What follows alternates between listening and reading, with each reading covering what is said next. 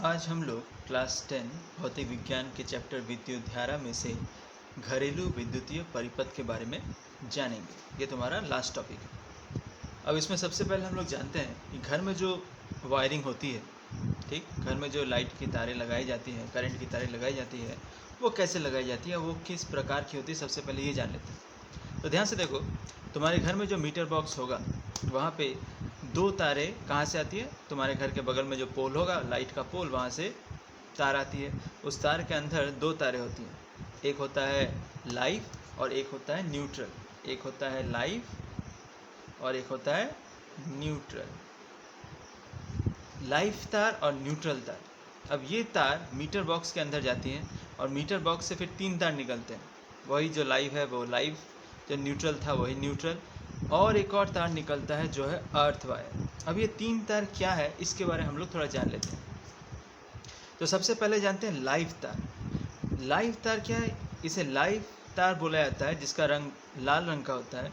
ये लाइव तार, इसी तार में तुम्हारा मेन घर जो वोल्टेज है, जो मीटर बॉक्स के अंदर जो पोल से वोल्टेज आ रहा है 220 या 240 वोल्ट का है, वो इसी तार में रहता है, लाइव तार में। ठीक, यानी ये जो तार है ये सबसे खतरनाक तार है, ठीक, लाल तार। और इसी तार के ज़रिए जो है घर में करंट आता है और तुम्हारे घर में उपकरण जलते हैं। ठीक, इसी तार में जो वोल्टेज रहता है वो 220 से 240 वोल्ट का रहता है। दूसरा तार जो है न्यूट्रल तार। तो इस न्यूट्रल तार का काम क्या है? न्यूट्रल तार का काम है, ये जो लाइव तार से जो करंट आया, इस न्यूट्रल तार की मदद से वो करंट वापस चला जाता है। लाइव तार की मदद से आता है, न्यूट्रल तार की मदद से करंट वापस चला जाता है। यानी ये न्यूट्रल तार जो है ये सर्किट को पूरा करता है और करंट के जाने का मार्ग जो है ये न्यूट्रल तार है, जिसका रंग काला होता है। तो बचा अर्थ वायर। अर्थ वायर क्या है? अर्थ वायर जो होता है, इसका एक सिरा, अर्थ वायर का एक सिरा जो होता है वह है तुम्हारे घर में मिट्टी के अंदर गाड़ा हुआ होता है, और दूसरा सिरा जो है घर में जितने भी बड़े बड़े उपकरण वाले पिन है, जैसे मान लो तुम्हारे फ्रिज हो गया, टीवी हो गया, एसी हो गया, हीटर हो गया, इन सभी में 3 पिन वाला प्लग देखना, उसमें 3 पिन वाला प्लग होगा, यानी उसमें 3 तार लगते हैं। उसमें से एक तार होता है अर्थ तार।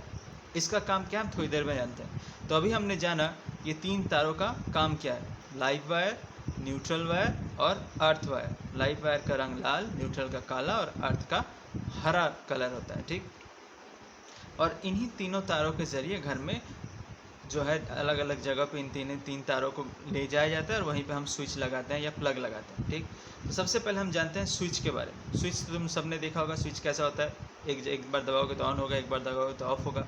स्विच का काम क्या है? स्विच का काम है सर्किट को जोड़ना, सर्किट को तोड़ना। और सर्किट क्या है? जैसे मान लो यहाँ पे एक बैटरी लगाते हैं, ठीक, और यहाँ मान लो एक बल्ब लगाते हैं। अब ये बल्ब जलेगा कब? जब ये स्विच ऑन होगा। जब स्विच एक बार दबाएंगे तो सर्किट क्या होगा? कंप्लीट हो गया। सर्किट कंप्लीट होगा तो ये बल्ब जलेगा। और स्विच को जब ऑफ करेंगे तो सर्किट यहाँ से टूट गया। सर्किट टूटेगा यानी सर्किट देखो कंप्लीट नहीं हुआ। करंट यहाँ से निकला तो ज़रूर, करंट यहाँ से निकला, लेकिन अगर ये ऑफ है तो करंट यहाँ पे नहीं आ पा रहा है। अब जब यहाँ नहीं आएगा तो जलेगा नहीं। यानी स्विच का काम है क्या करना है? सर्किट को जोड़ना, सर्किट को ऑफ करना। जोड़ेगा तो करंट जाएगा, ऑफ करेंगे तो करंट नहीं जाएगा। और जो भी उपकरण यहाँ लगाएंगे, यहाँ मैंने लाइट लगाया, यहाँ पंखा हो चाहे कुछ भी हो, वो उपकरण नहीं काम करेगा। तो ये है काम स्विच का। ये हमें जानना होगा। स्विच जो है हमेशा घर में जो वायरिंग होती है, तो लाइव वायर जो होता है उसी के साथ स्विच को जोड़ा जाता है। जैसे मान लो उदाहरण के लिए ये तुम्हारे घर के ये पंखा चलाना मान लो, ठीक है, पंखे जो भी पंखा चलाना मान लो, पंखे के 2 तार होते हैं। ठीक, अब पंखे के ये जो है ये लाइव तार है और ये जो है ये न्यूट्रल तार है। ठीक, लाइव तार है और ये न्यूट्रल तार है, L और N। तो इस स्विच अगर मुझे जोड़ना है तो स्विच क्या करेंगे? ये लाइव तार के साथ मान लो यहाँ पे ये मैंने स्विच जोड़ा और न्यूट्रल तार को ऐसे जोड़ दिया। ठीक, तो अगर स्विच को ऑन करेंगे और पंखे के प्लग को यहाँ डालेंगे, पंखे के 2 प्लग को यहाँ डालेंगे, तो हमारा क्या होगा? पंखा या लाइट जो है वो घूमेगा। स्विच को हमेशा कहाँ जोड़ना है? लाइव के साथ जोड़ना है। स्विच को हम न्यूट्रल के साथ नहीं जोड़ेंगे। अगर स्विच को हम न्यूट्रल के साथ जोड़ते, अगर मान लो इसी स्विच को मैं लाइव वायर के साथ ना जोड़ के न्यूट्रल के साथ जोड़ता तो क्या होता? यानी ये कनेक्टेड रहता, ये वाला हिस्सा कनेक्ट रहता, और मैं मान लो स्विच को यहाँ जोड़ देता, यहाँ स्विच को यहाँ जोड़ता। मान लो मैंने ऑफ़ करके भी रखा है और मान लो मैंने इसे ऑफ भी रखा है, तो भी देखो अगर न्यूट्रल को मैं ऑफ कर देता हूँ, न्यूट्रल को ऑफ कर देता हूँ तो क्या होगा, लाइफ में से करंट इस फैन के अंदर जा ज़रूर रहा है ना, लाइट के अंदर इस करंट फैन के अंदर जा जरूर रहा है, और मैंने भले ही इसे ऑफ करके रखा है लेकिन इसके अंदर करंट जा रहा है, भले ये नहीं घूमेगा क्योंकि सर्किट कंप्लीट नहीं हुआ है, सर्किट तभी कंप्लीट होगा जब ये जुड़ेगा। लेकिन मान लो कहीं से भी लाइव वायर अगर कटा हुआ हो, मान लो कहीं से भी लाइव वायर कटा हुआ और गलती से किसी ने इसे छू लिया तो क्या होगा, उसके ज़रिए ग्राउंड हो जाएगा, और जैसे ही ग्राउंड होगा तो क्या होगा, तो उस आदमी को या उसे झटका लगेगा।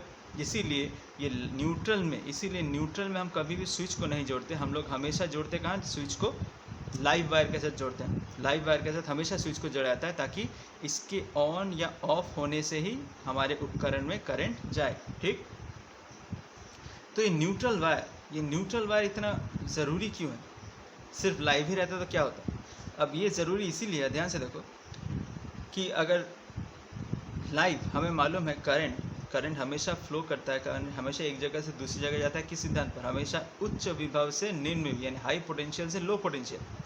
इस लाइव वायर का पोटेंशियल हाई होता है, कितना, 220 या 240 वोल्ट के आसपास होता है। न्यूट्रल का पोटेंशियल होता है ज़ीरो, न्यूट्रल का विभव होता है ज़ीरो, और इसी विभव ज़ीरो होने के कारण ही करंट एक जगह से दूसरी जगह घूम के फिर इस न्यूट्रल में आता है, यानी उच्च से निम्न की तरफ आने के लिए ही इस न्यूट्रल को विभव ज़ीरो किया गया।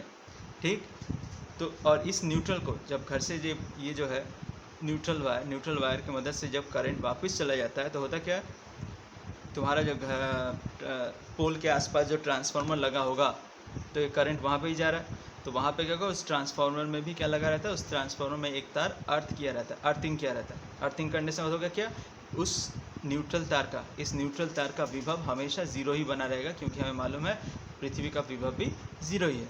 ठीक, तो समझ गए लाइव और न्यूट्रल वायर में क्या अंतर है, या इसका न्यूट्रल वायर का इस्तेमाल क्यों होता है, या स्विच को हमेशा हमें लाइव वायर के साथ ही जोड़ना होता है, न्यूट्रल के साथ नहीं जोड़ते। ठीक, इसके बाद आता है फ्यूज़। फ्यूज़ में हम लोग क्या पढ़ेंगे, ध्यान से देखो। फ्यूज़ क्या होता है, फ्यूज़ तुमने देखा होगा तुम्हारे घर में जो भी लाइट का स्विच बोर्ड लगा होगा उसके बीच में या फ्रिज में खास कर देखा, फ्रिज का स्विच बोर्ड जो होगा उसके बीचों बीच एक काला सा फ्यूज़ लगा होगा। फ्यूज़ को खोलेंगे, उसमें कॉपर का तार लगा रहता है। तो फ्यूज़ में करते क्या है, फ्यूज़ को भी हमेशा याद रखना, फ्यूज़ को भी हमेशा लाइव वायर के साथ ही जोड़ा जाता है। फ्यूज़ को भी हमेशा लाइव वायर के साथ ही जोड़ते हैं, न्यूट्रल के साथ नहीं जोड़ते हैं। लाइव वायर के साथ क्यों जोड़ते हैं, क्योंकि जब भी अगर वोल्टेज में फ्लक्चुएशन हो, यानी अगर कभी शॉर्ट सर्किट हो या ओवरलोड हो, तो लाइव वायर में जब ज़्यादा वोल्टेज चला जाएगा, तो अगर उसमें ज़्यादा वोल्टेज जा रहा है तो जिस भी उपकरण के साथ वो कनेक्टेड है वो उपकरण नष्ट हो सकता है। तो उससे बचाने के लिए हम लोग क्या करते हैं, लाइव वायर में क्या करते हैं, एक फ्यूज़ जोड़ देते हैं। ठीक, और ये मान लो तुम्हारा उपकरण, मान लो यहाँ पे एक तुमने लाइट लगा रखा है और बीच में क्या किया, फ्यूज़ है। अब इस फ्यूज़ की विशेषता क्या है, फ्यूज़ में जो तार लगा रहता है, फ्यूज़ में ऐसे दो सिरे होते हैं फ्यूज़ में, और इसके बीच में एक तार लगा रहता है, पतला सा एक तार लगा रहता है। अब इसकी विशेषता ये है, ये जो तार लगाया जाता है, विशेषता ये है कि इस तार की प्रतिरोधकता, यानी इस तार का रेजिस्टेंस जो है बहुत हाई रहता है, लेकिन इसका मेल्टिंग पॉइंट, इस तार का जो मेल्टिंग पॉइंट यानी गलनांक जो है बहुत कम रहता है। यानी जिस 220 या 240 वोल्ट का लोड ये सह सकता है, अगर उससे ज़्यादा होगा तो ये बहुत जल्दी गर्म हो जाएगा, और क्योंकि इसका गलनांक कम होता है गल के टूट जाएगा, और इससे होगा क्या, वो जो ज़्यादा वोल्टेज जो जा रहा है वो हमारे उपकरण में नहीं जाएगा और हमारा उपकरण बच जाएगा। यानी ये जो तार लगाया जाता है, ऐसा तार लगाया जाता है जिसकी रेजिस्टेंस जो होता है वो बहुत हाई होता है, और लेकिन उसकी गलनांक जो है वो बहुत कम होता है। तो यहाँ पे कौन सा तार लगा सकते हैं, यहाँ पे हम लोग लगा सकते हैं टिन का, लेड का, सिल्वर का, एल्युमिनियम का, जिंक का, कॉपर का। तो tin, lead, silver, zinc, aluminium, इनके तार तो ज़्यादा हमें मिलते नहीं हैं, तो हम लोग जनरली क्या करते हैं, कॉपर का, पतला एक कॉपर का तार लगा देते हैं। तो ये है फ्यूज़ का काम। तो फ्यूज़ भी हमेशा लाइव वायर के साथ ही जोड़ा जाता है, न्यूट्रल के साथ फ्यूज़ को नहीं जोड़ते, क्योंकि न्यूट्रल का विभव तो वैसे ही ज़ीरो रहता है। ठीक, तो उसमें अगर वोल्टेज ज़्यादा कम भी होगा तो उसमें कोई फ़र्क नहीं पड़ेगा, फ़र्क पड़ेगा तो लाइव वायर में ही फ़र्क पड़ेगा, इसलिए फ्यूज़ को हमेशा लाइव वायर के साथ ही जोड़ा जाता है। इसके बाद आता है 3 पिन वाला प्लग, 3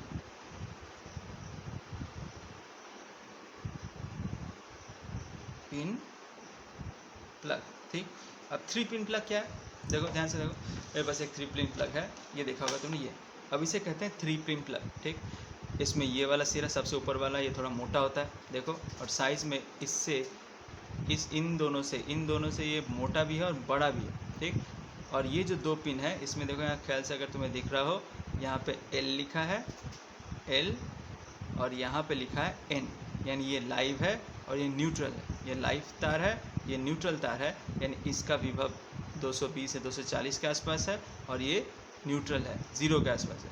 और ये अर्थ वायर है, अर्थ वायर जो हमने अभी थोड़ी देर पहले जाना था, ये वाला अर्थ वायर, ये वही अर्थ वाला पिन है। ठीक, अब ये हमें जानना होगा, प्रश्न में ये आता है कि ये 3 पिन वाला प्लग में ये वाला पिन मोटा क्यों होता है और बड़ा क्यों होता है। तो उसका कारण ये है कि ये मोटा या बड़ा होने के पीछे कारण ये है कि जब भी इसे हम किसी सॉकेट में डालेंगे, मान लो जब भी इसे हम किसी सॉकेट में डालेंगे, तो सबसे पहले देखो ये मोटा वाला पिन ही अंदर घुसेगा, और ये मोटा होने की वजह से किसी और पिन में नहीं जाएगा, क्योंकि बाकी तो पतले वाले हैं, किसी और में नहीं घुसेगा। और सबसे पहले जब ये घुसेगा तो अपने ही मोटे वाले सॉकेट में घुसेगा, और चूंकि ये इससे बड़ा भी है, इन दोनों से बड़ा भी है, तो सबसे पहले यही अंदर घुसेगा।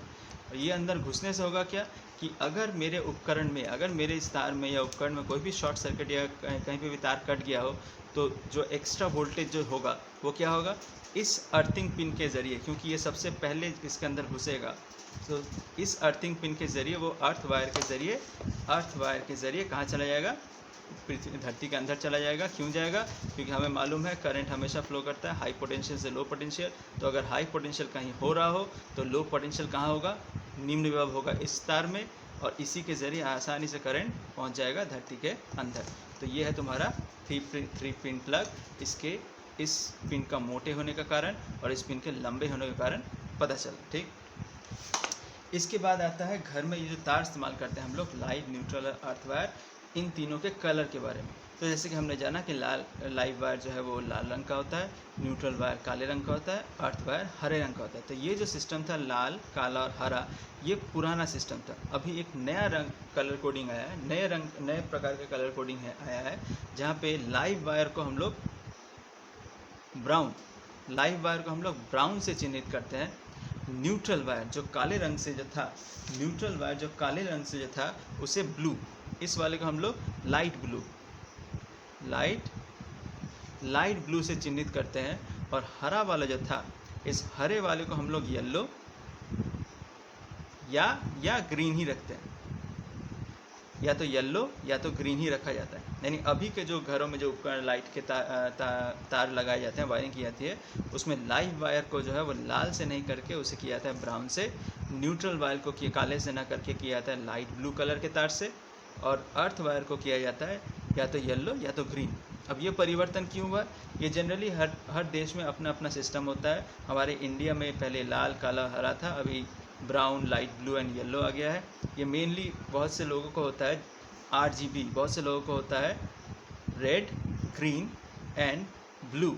बहुत से लोगों को कलर ब्लाइंडनेस होता है, ठीक है ना, उन्हें कलर समझ में नहीं आता है, red colour, green colour, blue colour समझ में नहीं आता है। तो उस दुविधा को दूर करने के लिए ये जो लाल तार, जो मेन जो था लाइव वायर का लाल तार सबको पहले दिख जाता, खतरा का निशान जो था, तो उसे बदल दिया गया है, रेड को बदल दिया गया ब्राउन से, और ग्रीन को बदल दिया गया है येलो से, और काले को बदल दिया गया है लाइट ब्लू से, ताकि अगर किसी को कलर ब्लाइंडनेस है भी तो वो आसानी से इन रंगों को देख सके और समझ सके कौन सा लाइव है, कौन सा न्यूट्रल है, कौन सा अर्थ वाला है। ठीक, इसके बाद का जो टॉपिक आता है वो है अर्थिंग। अब घर में अर्थिंग इतना ज़रूरी क्यों, ये जो अर्थ वायर ये लगाने की ज़रूरत ही क्या है।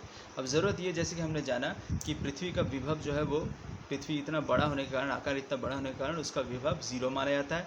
तो घर में अगर कभी भी शॉर्ट सर्किट, मान लो घर में कहीं भी शॉर्ट सर्किट हो रही है, यानी ओवरलोडिंग हो रहा है, तो यानी विद्युत की मात्रा जहाँ से भी ओवरलोडिंग हो रहा है, मान लो इस तार में से ही करंट जब जा रही है, बीच में से तार कहीं से कटा हुआ है, तार कटे होने के कारण या तार के ऊपर जो परत लगाई जाती है, प्लास्टिक की जो परत लगाई जाती है, जो उन्हीं का रंग असल में लाल, काला या हरा होता है। तो अगर कभी वो कटा हो या इसमें से अगर बहुत ज़्यादा करंट फ्लो कर जाए, तो और अगर ये जो ऊपर का जो प्लास्टिक लगाया गया तारों के ऊपर अगर वो घटिया क्वालिटी का हो, अच्छा क्वालिटी का ना हो, तो क्या होता है, तार गर्म हो जाता है और वो क्या होता है, कट जाता है, और वो पिघल जाने से वो ऊपर के जो कोटिंग होता है इंसुलेटिंग कोटिंग वो ख़राब हो जाता है, और इसके इससे क्या होता है, वो तार गर्म होने से क्या होगा, ऊष्मा निकलेगी, यानी वो जल भी सकता है, हमारे उपकरण भी नष्ट हो सकते हैं। तो उससे बचाने के लिए अर्थिंग वायर काम आता है।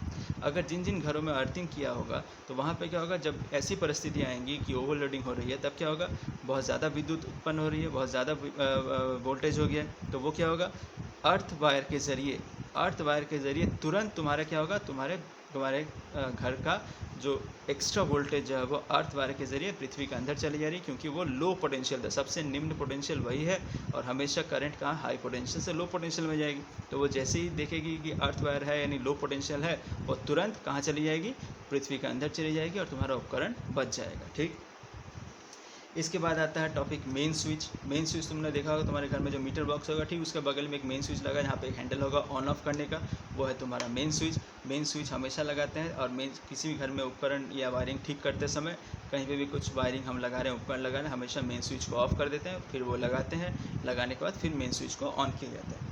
इसके बाद आता है MCB, मिनिएचर सर्किट ब्रेकर। अब ये बहुत इंपॉर्टेंट है। आज पहले के ज़माने में फ्यूज़, घरों में फ्यूज़ लगाए जाते थे लाइव वायर के साथ, आजकल लगाए जाते हैं MCB। आजकल क्या लगाए जाते हैं, MCB, मिनिएचर सर्किट ब्रेकर। अब ये है क्या, ये उपकरण, इस उपकरण की विशेषता ये है कि फ्यूज़ में हमें क्या करना पड़ता था, अगर जब तार कट जाए, तार जब एक्स्ट्रा ओवरलोड के कारण जब कट जाती थी, तो हमें दोबारा उसमें एक तार जोड़ना पड़ता था, उसे खोल के उसके अंदर फिर एक तार लगाना पड़ता था, फिर उसे सर्किट में लगाना पड़ता था। लेकिन MCB की विशेषता ये है कि इसमें तार हमें खोलने की ज़रूरत नहीं है, या तार कटने का डर नहीं है। क्यों? क्योंकि इसमें एक ऐसा सिस्टम लगाया रहता है कि अगर कभी भी ओवरलोड हो जाए, अगर कभी भी लाइव वायर में ओवरलोड अगर हो जाए, तो वो स्विच जो है, ये MCB जो प्लग जो है, ये MCB स्विच जो है, ये अपने आप ही कट जाता है, अपने आप ही कट जाता है, और अब क्या होता है, सर्किट को बचा लेता है, यानी हमारा जो उपकरण है उसको भी बचा लेता है, और घर के वायरिंग को बचा लेता है। MCB अपने आप ही कट जाता है, और जैसे ही हम उसे ठीक कर देते हैं, और जैसे ही जो भी गलती है उसे हम ठीक कर देंगे, फिर उसे हम ऑन कर सकते हैं, यानी हमें तार को बदलने की ज़रूरत भी नहीं है, उसे ऑन ऑफ भी किया जा सकता है। और अगर ओवरलोड हो जाए तो वो अपने आप ही कट जाएगा, और जैसे ही हम जो भी कारण था इस ओवरलोड का उसे ठीक कर देंगे, फिर हम उसे ऑन कर सकते हैं, यानी यहाँ तार के बदलने की ज़रूरत नहीं है। यानी आज के घरों में जनरली MCB ही इस्तेमाल किया जाता है। इसके बाद जो है लास्ट टॉपिक है, जो है घरेलू विद्युतीय परिपथ की संरचना। यानी अब देखो, घर में जो हम लोग वायरिंग करते हैं, तो मान लो मैं यहाँ वायरिंग कर रहा हूँ, उदाहरण के लिए देखो, यहाँ प्लस माइनस है, यहाँ मैंने एक बैटरी लगा के रखी है, और मैंने यहाँ पे इस बैटरी के ज़रिए मैं 3 चीज़ जला रहा हूँ, मान लो 3 लाइट जला रहा हूँ। यहाँ पे एक लाइट है, यहाँ पे एक लाइट है, यहाँ पे एक लाइट है, ठीक। करंट यहाँ से गया, अब ध्यान दो, जैसे ही, और मान लो यहाँ पे एक स्विच है, ठीक, जैसे ही स्विच को मैं लगाऊंगा तो क्या होगा, तीनों लाइट जल जाएंगे। अब ध्यान से देखो, इन तीनों स्विचों को मैंने श्रेणी क्रम में जोड़ा है, यानी एक के साथ एक जोड़ा हुआ है। ये जहाँ शुरू हुआ, जहाँ ख़त्म हुआ, वहीं से मैंने एक और जोड़ा है, वहीं ये जहाँ ख़त्म हुआ वहीं से मैंने एक और जोड़ा, यानी ये हमने जब प्रतिरोध पढ़ा था, हमने श्रेणी और समानांतर पढ़ा था, तो इन तीनों लाइटों को देखो मैंने श्रेणी क्रम में जोड़ा है। अब घर में जो हम लोग लाइट लगाते हैं या फ़ैन लगाते हैं, जो भी लगाते हैं, क्या उसे हम श्रेणी क्रम में लगाते हैं? तो आंसर होगा नहीं लगाते हैं। क्यों नहीं लगाते हैं? क्योंकि अगर श्रेणी क्रम में हम लगाएंगे, तो श्रेणी क्रम में लगाएंगे, मान लो कोई भी एक लाइट ख़राब हो गया, कोई भी एक लाइट, मान लो ये वाला लाइट कट गया, ख़राब हो गया, तो जैसे ये ख़राब होगा तो क्या होगा, देखो करंट यहाँ से अब यहाँ नहीं जा पाएगा, क्योंकि ये तो ख़राब हो चुका है, यानी क्या होगा, सर्किट टूट गया, और सर्किट टूटेगा मतलब बाकी के 2 लाइट ऑफ, ये नहीं जलेंगे, ये अच्छे होने के बावजूद भी नहीं जलेंगे। यानी श्रेणी क्रम में हम कभी भी अगर घर में अगर लाइटिंग कर रहे हैं, वायरिंग कर रहे हैं, तो कभी भी उसे श्रेणी क्रम में नहीं जोड़ा जाता है। उसे कैसे जोड़ा जाता है, ध्यान से देखो, उसे जोड़ा जाता है इस तरह से। मान लो यहाँ बैटरी है, यहाँ पे एक लाइट है, यहाँ पे एक लाइट है, और ठीक इसके ऊपर यहाँ पे एक लाइट है, ठीक।